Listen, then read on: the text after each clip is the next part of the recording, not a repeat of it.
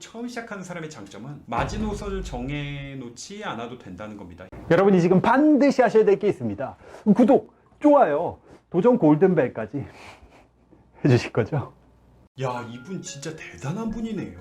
고등학교 때 벌써 K리그 프로팀에 입단했습니다. 대학에 입학해서는 야, 대박이다, 진짜야? 풋살 국가대표팀에 선발이 됐어요. 근데 이분의 정말 대단한 공부 이야기가 있습니다. 그야말로 이 책 제목처럼 압축 공부를 통해서 꿈을 이룬 케이스인데요. 그러니까 축구를 그만둔 게 20살 때까지니까 그때까지 공부를 제대로 해본 적이 없는 분이에요. 당시에 이제 부천 SK, 현재는 제주 유나이티드 팀에 선발이 된 거죠. 진짜 프로 선수가 된 겁니다. 18살에 고등학교 이제 중퇴를 하고 직업 선수가 된 거죠. 그런데 그 뒤로 2년이 채 되지 않았는데 팀의 감독님이 바뀌시면서 슬프게도 지금 팀에서 방출이 돼버렸다는 겁니다. 그래서 극복하기 어려울 만큼 엄청난 정신적으로 이제 큰 충격을 받게 된 거죠. 나이는 벌써 몇 살이냐? 21살이에요.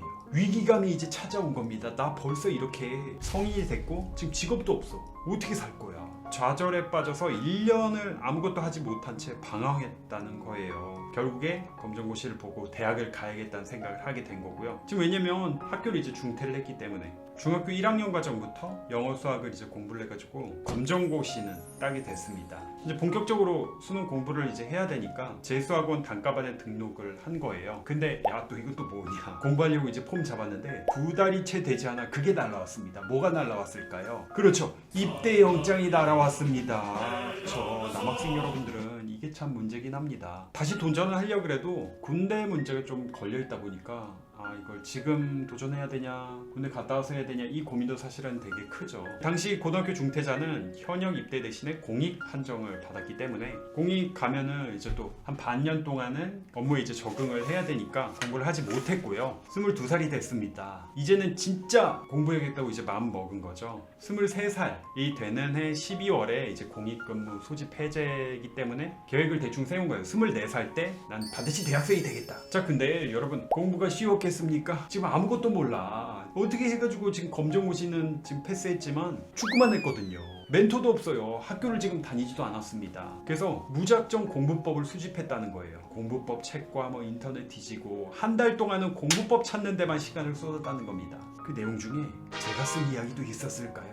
갑자기 궁금해지네요. 그 다음에 직접 공부를 해보면서 계획을 세우는데 또 몇 달이 걸렸다고 합니다. 이렇게 여러분들 말 그대로 노베이스 상태에서 공부를 하려고 하면 쉽지가 않아요. 이렇게 방법을 찾으면서 수능을 어떻게 준비할 것인가, 2년짜리의 장기 계획을 세웠다는 겁니다. 야, 이거 이제 인터뷰 내용 읽어보면은 책 중간중간에 이제 인터뷰 내용이 많거든요. 좀 이게 짠합니다. 저 같은 사례는 하나도 없었고 저에게 기대를 거는 사람도 없었습니다. 목표도 계획도 방법도 모두 혼자 찾고 세워야 했습니다. 제 실력을 평가하기도 어려운 상황이었기 때문에 저에게 맞는 방법이나 계획을 세우는데 오랜 시간이 걸렸습니다. 근데 이분 진짜 대단한 게 뭐냐면요, 이런 생각을 가지셨다고 해요. 저는 제대로 공부를 해본 적이 없었지만 내가 공부를 못하는 게 아니라 그저 하지 않았을 뿐이니까 언제든 시작하면 나 따라잡을 수 있다, 이런 자신감을 가지고 있었대요. 실제로 처음 이렇게 공부를 하시는 분들에게 진짜 필요한 게 뭐냐면 이런 관점의 전환이 필요하다는 겁니다. 난 지금까지 안 했으니까 난 늦었고 난 이미 끝난 거야, 이런 생각이 아니라 안 했을 뿐이야, 지금부터 하면 돼, 이 생각이 반드시 필요하다는 겁니다.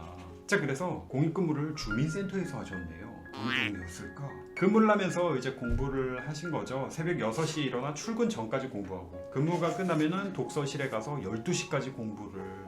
피곤했겠다. 이게 참 쉬운 일이 아닌데. 4개월 정도 기본기를 이제 공부를 한 다음에 6월 모의고사를 치렀는데 점수 얼마 나왔을까요? 얼마? 몇 점? 평균 4, 5등급 정도 나왔다는 겁니다. 아니, 노베이스 상태에서 4개월 공부해서 이 정도면은 되게 잘한 거죠. 뭐 열심히 하셨으니까. 근데 또 이게 대단한 거예요. 뭐냐면 마음가짐을 이렇게 먹는 겁니다. 4개월 정도 공부해서 이런 등급 나왔으니까 2년간 이렇게 공부하면 2등급 때까지는 내가 충분히 올릴 수 있지 않을까라는 생각이 들었대요. 아니, 보통 우리가 뭐 4개월 동안 미친듯이 죽어라 한 다음에 시험 딱 봤는데 흔히 목표하는 대학이나 이 점수가 안 나오면 실망하기 마련이거든요. 실망하지 않은 거예요. 진짜 이런 관점의 전환이 진짜 중요한 것 같습니다. 그리고 거기에 더해가지고 야, 이거 진짜 필요한 내용이야.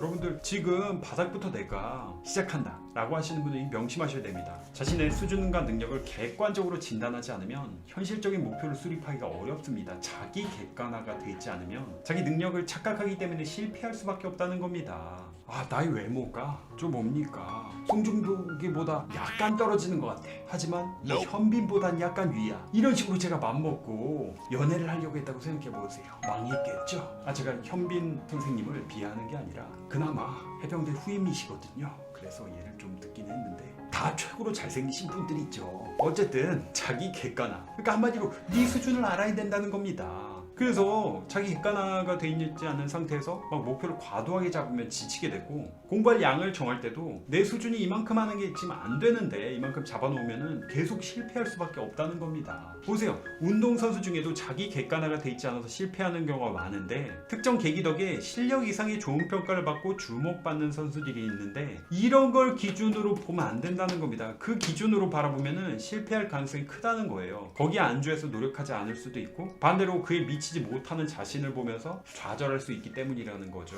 자, 그리고 중요한 게 이런 노베이스 같은 경우는 단계별로 공부하는 방식을 좀 다르게 해야 된다는 거예요. 첫 번째, 막 이제 시작했을 때는 시험 점수 이런 거 치우고요, 객관적인 이런 점수 지표보다는 노력의 양에 그냥 기준을 두라는 겁니다. 내가 모의고사 봤는데 몇 점 났다, 이거 필요 없고요, 그냥 몇 시간 동안 공부하겠다, 이런 양. 그래서 실제로 일어나서 출근 전까지 공부할 시간, 근무 중 자투리 시간, 퇴근 후 시간, 이걸 매일 스톱워치 들고 다니면서 하루에 몇 시간 동안 집중해서 공부했는지 측정을 했다는 거예요. 이 단계를 넘어서면은 이제부터는 객관적인 지표를 설정을 하는 건데, 이때도 모의고사 점수 이런 게 아니라 내가 지금 공부하고 있는 거에 맞춤 문제 개수 혹은 뭐 몇 개의 단어를 외웠는지 이런 거를 기준으로 공부를 하고요. 마지막 세 번째, 이제 실력이 어느 정도 갖춰진 상태에서는 이젠 진짜 모의고사 점수나 이런 걸 기준으로 목표를 잡고 공부를 하는 게 효과적이라는 겁니다. 그리고 점수 기준으로 할 때도 진짜 여러분들 유의해야 될 게 뭐냐면, 점수가 뭐 올랐다 떨어졌다 이거 가지고 너무 큰 의미를 부여하면 안 된다는 거예요. 거기서 중요한 건 뭐냐, 내가 뭐가 부족하고 어떤 점을 개선해야 되고 그걸 찾는 게 이제 핵심이거든요. 가만 보면은 모의고사 점수 이거에 1희 1비 한번 점수 좀 잘 나오면은 세상 다 가진 것처럼 이미 대학 합격한 것처럼 놀고 자빠지고 있다가 또 안 나오면 안 나온 대로 막 죽을 살을 다 쓰고 있습니다. 이래서는 안 된다는 거예요. 자, 마지막으로 이런 이야기 진짜 좋다, 이런 이야기 좋아요. 지금 여러분 이제 막 시작하려고 하시는 분들, 혹은 내가 직장인 아니면 군복무 중에도 공부하시려는 분들, 이 얘기 잘 들어보세요. 공부를 처음 시작하는 사람의 장점은 마지노선을 정해놓지 않아도 된다는 겁니다. 현재가 바닥이라면 이것보다 더 성장하는 데 의미를 두고 거기서 힘을 얻을 수 있습니다. 남들과 비교하기보다는 과거의 자신과 비교를 하라는 거예요. 오히려 노베이스여서 좋은 점이 있다는 건데요, 그게 뭐냐면 주변에 지나친 기대와 압박이 없었다는 거. 야, 진짜 긍정적이시다. 공부를 처음 시작할 때 누구도 제게 기대를 하지 않았고 성실히 공부하는 것만으로도 칭찬을 받았습니다. 그러다 보니 주변의 기대나 압박에 스트레스 받지 않고 매일매일 성장하는 즐거움을 느낄 수 있었습니다. 진짜 존경스럽네요. 계속 공부를 잘해왔던 이런 분들보다 어떻게 보면은 진짜 바닥부터 해가지고 일어선, 아무도 도와주는 사람이 없었는데 해낸 이런 분들 보면은 이런 분들이 진짜 공부의 신이 아닐까라는 생각이 드네요. 여튼 이 책에 이런 성공하신 분들 케이스들이 여러 나옵니다. 이렇게 노베이스 이야기가 나온 김에 여러분들 지금 내가 노베이스고 혹은 직장 다니면서 아니면 뭐 군복무 중에 이렇게 공부를 하고 있다 하시는 분들, 한번 어떻게 하고 계신지 댓글로 한번 적어주시면 좋을 것 같습니다. 얼마나 그 고충이 큰지 서로 이야기를 나눠보면 또 치유가 되고 방법도 서로 도움을 주고받을 수도 있으니까요. 그리고 제가 말씀드리고 싶은 건, 여러분들 지금 혼자 이렇게 내 꿈이 있어가지고 공부를 하시는 분들, 여러분들 혼자가 아닙니다. 제가 있잖아요. 항상 여러분들 생각하고 있습니다. 여러분들 솔직한 댓글 많이 달아주세요.